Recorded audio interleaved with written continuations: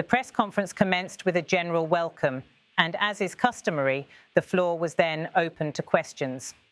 The first inquiry came regarding remarks made by Japanese Prime Minister Sanae Takaichi, who linked Taiwan's potential crisis to a situation that could threaten Japan's survival. The implication was that Japan could exercise the right of collective self-defense if such a crisis occurs, potentially leading to military intervention in Taiwan. This controversial statement raised serious concerns among many international observers, particularly in China, and the Chinese spokesperson responded sharply. The spokesperson began by addressing the concept of collective self-defense as outlined in the United Nations Charter. This right was designed to uphold global security and prevent the resurgence of militaristic forces. In Japan's case, since the end of World War II, Japan has been constitutionally prohibited from rearming or engaging in military aggression. The BM Declaration, which was a post-war agreement, firmly established that Japan would renounce the use of war and force to resolve international disputes. As such, Japan's constitution committed the country to an exclusively self-defense-oriented policy. The spokesperson emphasized that this framework was designed to prevent any form of aggression and to preserve global peace. Drawing attention to history, the spokesperson noted that the rhetoric of survival-threatening situations had historically been used by Japan to justify military expansion. One of the earliest instances of this was in 1931 when Japan framed the invasion of Manchuria as a necessity to protect its survival, which ultimately led to the September 18th incident, sparking the invasion and occupation of parts of Northeast Asia, including China. The spokesperson continued, explaining that Japan's claims of a greater East Asia co-prosperity sphere were used as justification for further aggressive military action, including the attack on Pearl Harbor, which marked the beginning of the Pacific War. The spokesperson made it clear that the use of such rhetoric as a pretext for military action was not a new development and that Japan's wartime expansion had caused untold suffering across Asia. They warned that the international community must not allow such a dangerous pattern to repeat itself. The historical tragedy must not repeat itself, the spokesperson stated, calling on the world to remain vigilant against any attempts to revive militarism. The need to uphold the post-World War II international order, which had been built on the principles of peace and diplomacy, was underscored as a critical task for all nations. As the conference progressed, the next question came from Sky News in the UK, which addressed the allegations of Chinese spying within the United Kingdom. The spokesperson responded firmly, rejecting such claims as baseless and motivated by misinformation. China has no interest in collecting intelligence from the British Parliament, the spokesperson asserted, emphasising that China adheres to a policy of non-interference in the internal affairs of other countries. They cautioned that such judgments, based on disinformation, would only lead the UK down a dangerous path of misunderstanding and mistrust. Another query came from China Arab TV, which sought information on China's preparations for the upcoming second China-Arab State Summit.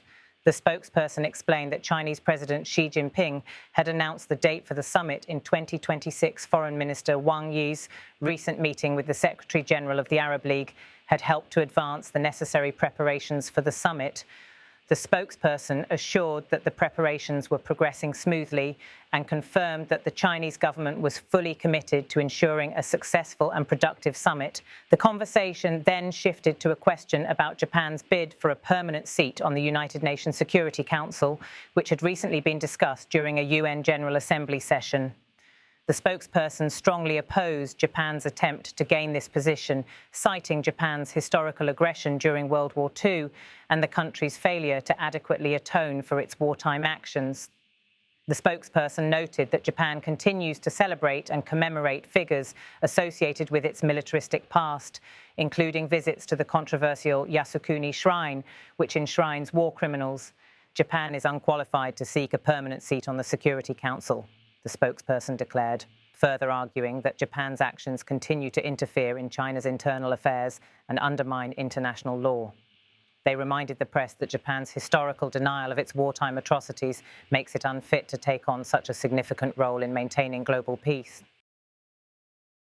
Following that, a question was raised about Japan's decision to suspend the export of aquatic products to China.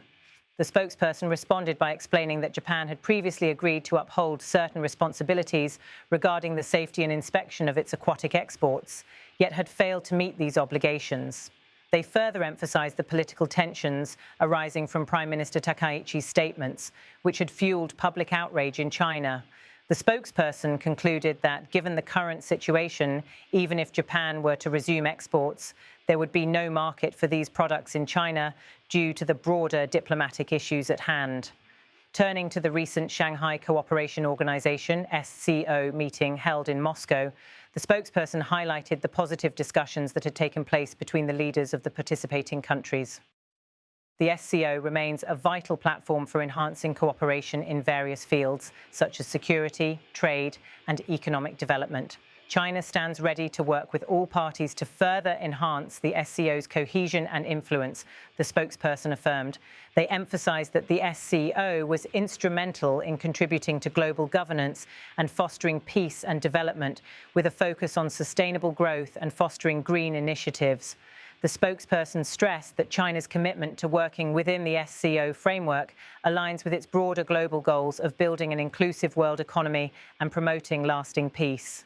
A question regarding Russia's new visa-free policy for Chinese citizens followed, with the spokesperson expressing strong support for this initiative.